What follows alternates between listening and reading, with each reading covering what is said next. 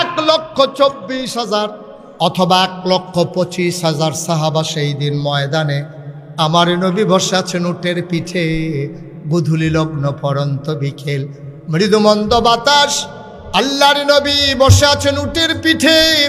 হঠাৎ করে সাহাবারা তাকায়া দেখলেন নবীর কপালে মুক্তার দানার মতো ঘাম জমে গেছে, গালগুলো লাল, চোখগুলো বড় বড়। সবাই চমকে উঠলেন, থমকে দাঁড়ালেন, আশ্চর্যান্বিত হয়ে গেলেন। সবার মনে প্রশ্ন জাগলো, মৃদুমন্দ বাতাস, রোদের তীব্রতা নাই, প্রচণ্ড গরম নাই, তারপরেও নবী কেন ঘেমে গেলেন? সবাই বুঝলেন এটা হচ্ছে ওয়াহী নাজিলের লক্ষণ।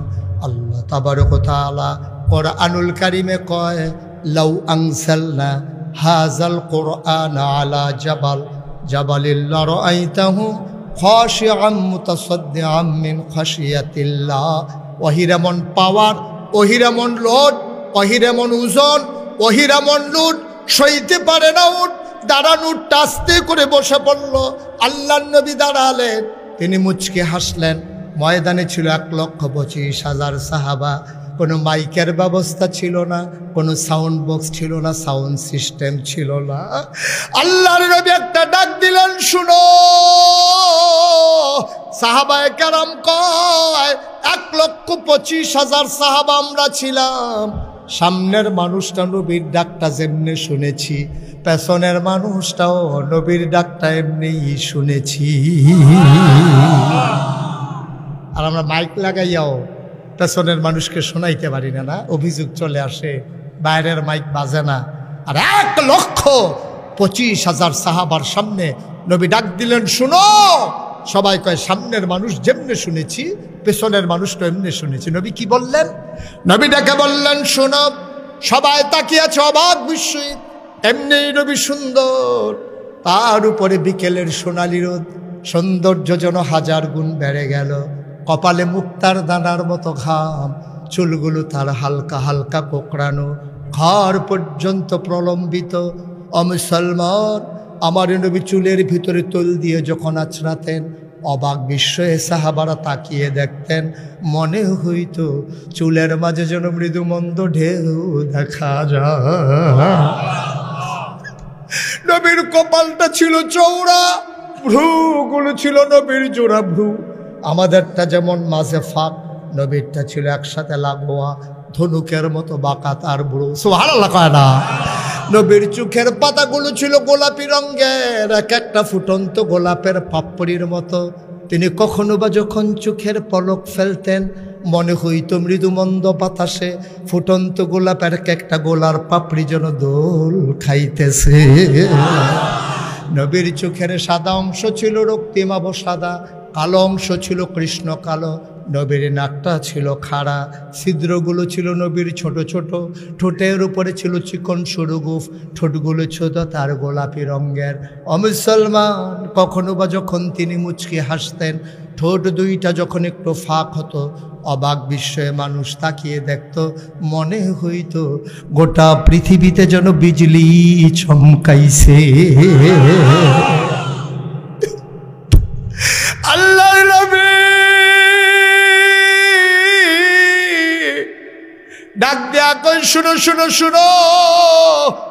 সাহাবারা কই, ইয়া রাসূলুল্লাহ গুস্তাখি মাফ কর দিজিয়ে, বেয়াদবি মাফ করবেন, কি বলতে চান বলেন।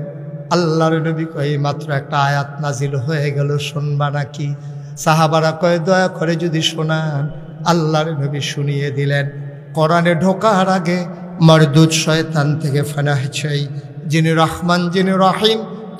চলো তার নামে শুরু করি, সবাই পড়ি। আউযু বিল্লাহি মিনাশ শাইতানির রাজিম। বিসমিল্লাহির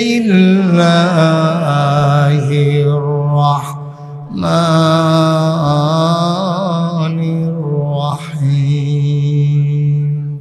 اليوم أكملت لكم دينكم وأتممت عليكم نعمتي ورضيت لكم الإسلام دينا.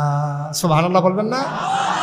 এই এই এই এই ছেলেগুলো একটু বসাই দেন তো। এই যে ভাই, এই যে কালো জ্যাকেট, এই বসেন, এই ধরে বসাই দাও টান দিয়া, এই বসেন। ওমা বসতে বলি বসে না কেন? আরে বসার। হ্যাঁ বেটা উঠে, মনে হচ্ছে অন্য হুজুর। সিফা দিয়া বইয়া থা, এটা কি উঠুন না মাহফিল মনে করছ? উঠে মানুষে বোয়াতে চালাইতে আছে, হাতে উঠে সিফা দিয়া বইয়া থা। দেখেন না আইতে আছে মানুষ, আর এবারে যাইতে আছে হাজি মহসিন উঠতে, সেটা আরেকবার জায়গা দেয়। একটা লোক ওটার চিন্তাও করবে, উঠবেন তো দূরের কথা, চিন্তাও আনবেন না মাথা। যারা ভিতরে নিয়ত আছে নিয়ত ভাঙ্গালান। ভাই আপনি এটা ফিক্সড করে দিয়ে বসে পড়ুন, এটা মাহফিল, এটা কনসার্ট না, ফিক্সড করেন।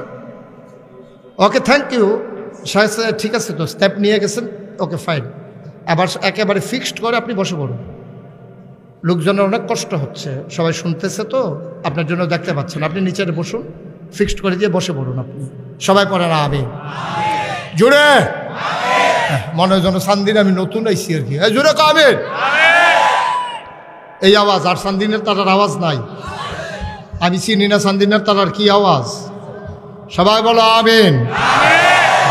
এখন কিছু হইছে, তাও ইলিয়াস কইছে দেখে, মার হাবা কর জোরে কান আর জোরে। আবার নবী কি বললেন, খুব খেয়াল মনোযোগের সাথে শুনতে হবে। হ্যাঁ ভাই আপনাকে একটু বসে যেতে হবে, আপনি ফিক্সড করে দিয়ে বসে পড়ুন।